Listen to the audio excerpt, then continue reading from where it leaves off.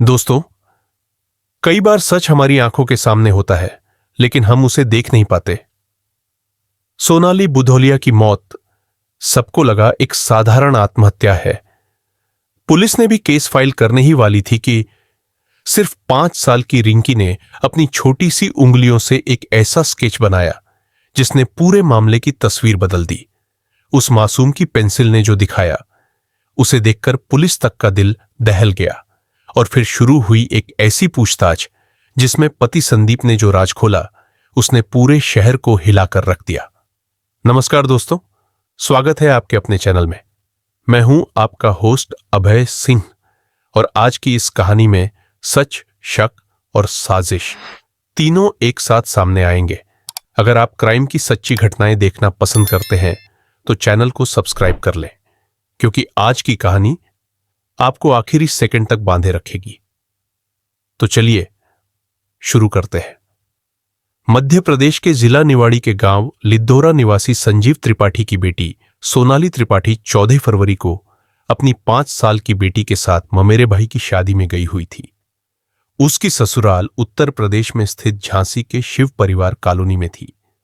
पति संदीप बुधौलिया विवाह में शामिल नहीं हो पाया था, हालांकि वह बारात के दिन आने वाला था। परिवार के लोग, सभी रिश्तेदार शादी के माहौल का आनंद ले रहे थे। वे एक दूसरे से मिलते जुलते हुए अपनी अपनी बातें कर रहे थे।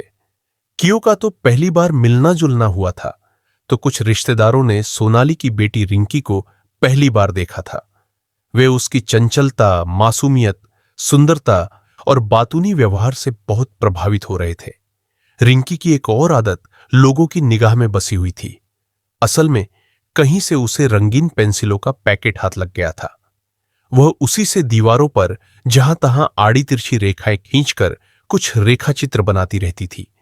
उन रेखांकनों के बारे में जब कोई पूछता कि यह किन की है, तब वह चंचलता के साथ बताती कि यह नाना की है, यह नानी की है, यह हलवाई की है, यह मौसी की है, वगैरह वगैरह। उसकी बातें सुनकर लोग और भी हैरान हो जाते और उन रेखा चित्रों से परिवार में मौजूद लोगों को जोड़ने लगते। फिर कहते थे, मेरी भी एक फोटो बना दो। इस पर मचलती हुई वह कहती, ऐसे नहीं, पहले मेरे सामने कोई काम करो या फिर डांस करो। वह शादी के माहौल में लोगों का अलग तरह से दिल बहला रही थी।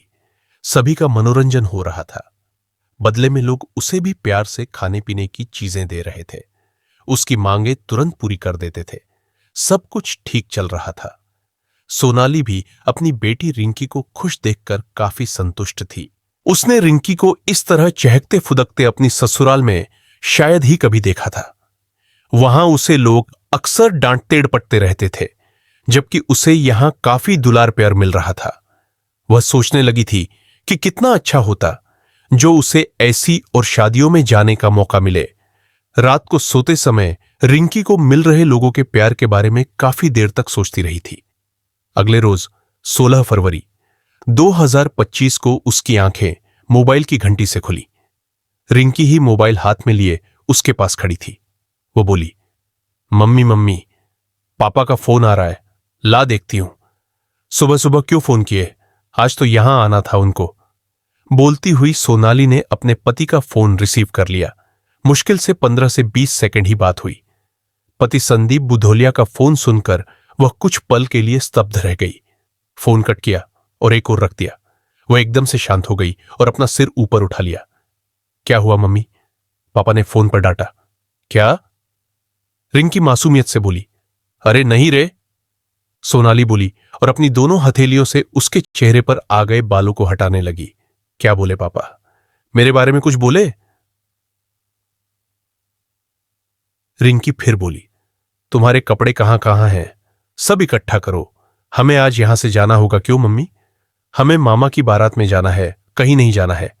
हमें इसी वक्त अपने घर जाना है। वहां तेरी चाची की तबीयत खराब है, पापा ने तुरंत आने को कहा है मम्मी। रिंकी ठुनकती हुई बोली और मायूस हो गई।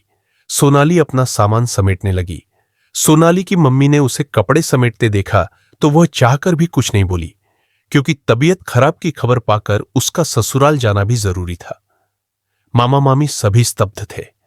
सभी उसे कैसे रुकने के लिए कहते। सोनाली ने अपनी बेटी को गोद में उठाया और दूसरे हाथ से ट्रॉली बैग खींचती हुई अपने मामा के घर से विदा हो गई।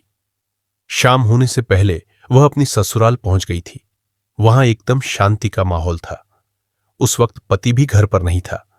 परिवार में लोगों से हालचाल पूछा, बीमारी के बारे में पूछा। सभी ने कहा, यहां तो कोई बीमार नहीं है। सोनाली को समझने में देर नहीं हुई।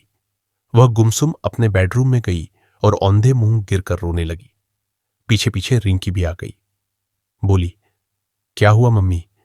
पापा कहाँ हैं? रिंकी की मासूमियत भरी बातें सुनकर वह बेड पर उठ बैठी, उसे बाहों में भर लिया। सुबकती हुई बोली, कुछ नहीं मेरी बच्ची, यहां कोई बीमार नहीं है। हमें बहाने से बुलाया गया है। सोनाली उसे मामा के घर से लेकर आई। कुछ मिठाई और नमकीन रिंकी को खाने के लिए दी। रिंकी का मन खाने को नहीं हुआ। वह बेड पर चली गई। कब उसे नींद आ गई, सोनाली को भी नहीं पता चला। सोनाली उदास मन से घर में बिखरी चीजों को सहेजने लगी। इस बीच उसकी पति से फोन पर बात हो गई। उसकी पसंद का खाना पकाने के बाद अपने कमरे में चली गई। सो रही रिंकी के सिर को सहलाया और उसकी बगल में बैठ गई।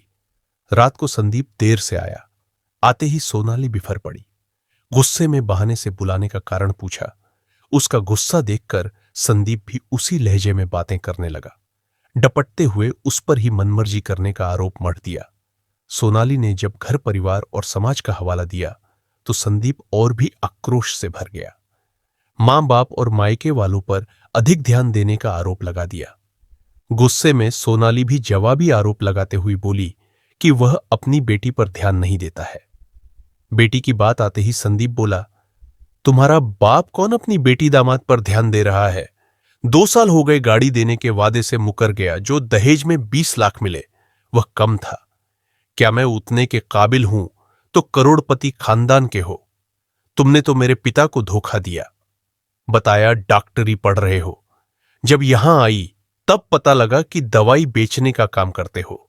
सोनाली का जवाबी हमला सुनते ही संदीप आगबबूला हो गया। उसने गुस्से में उस पर हाथ उठा लिया।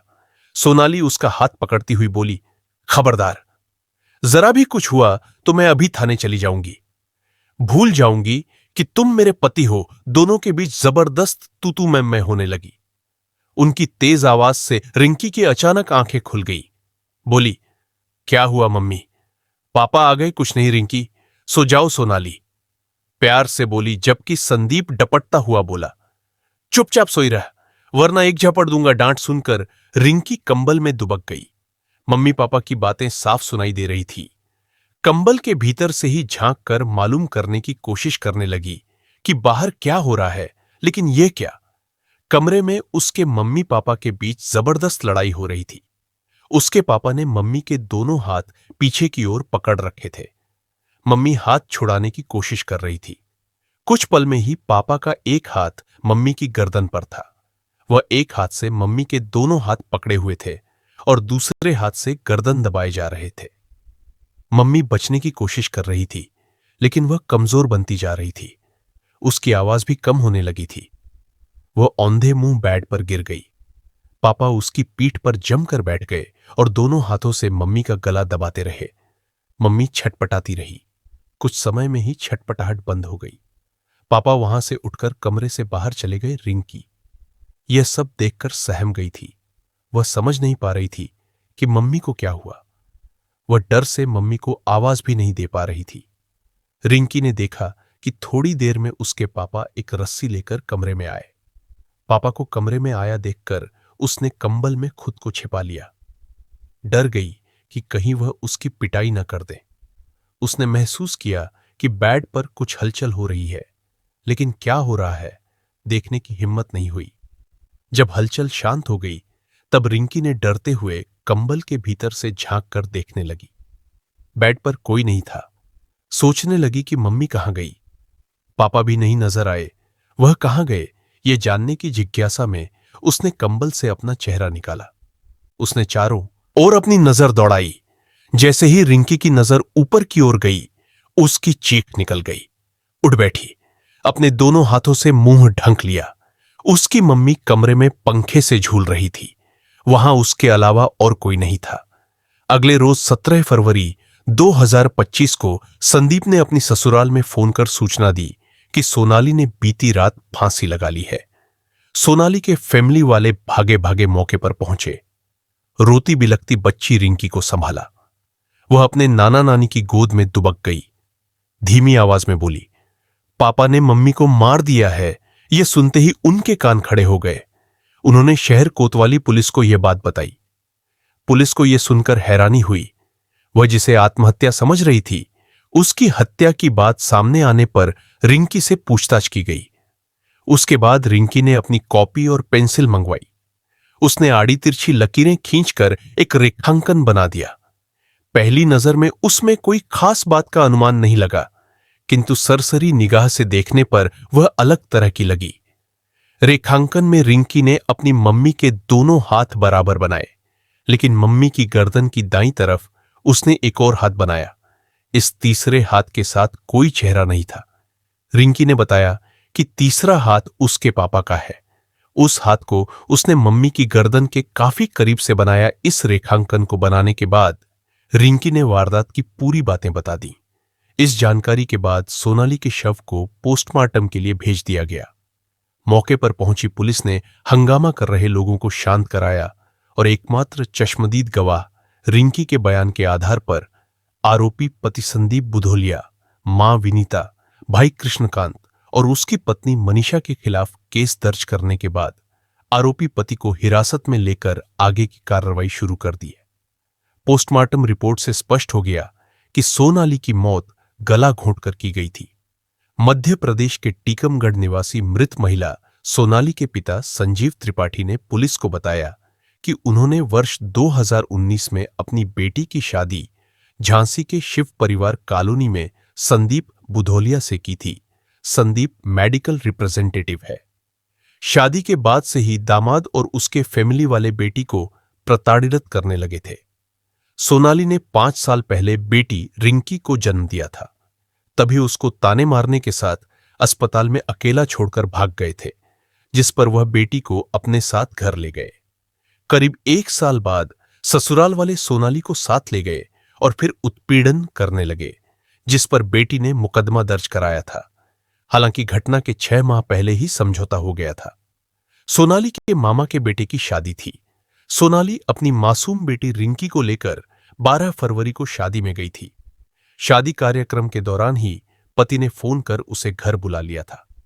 तब उसने कहा था, अभी नहीं आई। तब कभी मत आना। सोनाली की ससुराल से 17 फरवरी की सुबह सुबह फोन आया कि सोनाली की तबीयत खराब है। फिर फोन आया कि उसने फांसी लगा ली। वे मेडिकल कॉलेज पहुंचे। वहां नातिन रिंकी ने बताया कि पापा ने मम्मी को मारा और फिर गला दबा दिया। इस पूरे मामले की तहकीकात करने वाले सीओ सिटी रामवीर सिंह ने मुकदमा दर्ज कर मामले की जांच शुरू कर दी। पति पत्नी के बीच चल रहे विवाद के बारे में सोनाली के पिता संजीव त्रिपाठी ने बताया कि 2 साल तक पति पत्नी का विवाद चलता रहा। कोर्ट से राजीनामा कर उनकी बेटी को घर ले गए। उसके बाद पूरी प्लानिंग के साथ उनकी बेटी को बीती रात फांसी के फंदे पर लटका दिया और मौत के बाद मेडिकल कॉलेज में भर्ती कर दिया। जैसे ही मायके वाले पहुंचे तो उन्हें देखकर ससुराल वाले भाग गए।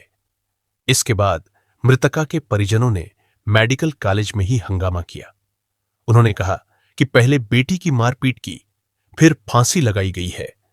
उसके चेहरे और पैर पर चोट के निशान दिखाई दे रहे थे। कथा लिखे जाने तक आरोपी संदीप बुधोलिया न्यायिक हिरासत में था। पुलिस द्वारा सुलझाया गया यह अनोखा केस था, जिसे में एक 5 साल की बच्ची के रेखांकन के आधार पर मामला जल्द सुलझा लिया गया था। सोनाली का पोस्टमार्टम होने के बाद अंतिम संस्कार में उसकी बेटी ने ही मुखाग्नि दी थी।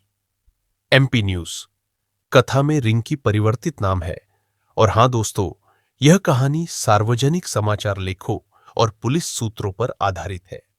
हमारा मकसद सिर्फ जानकारी देना और सीख साझा करना है।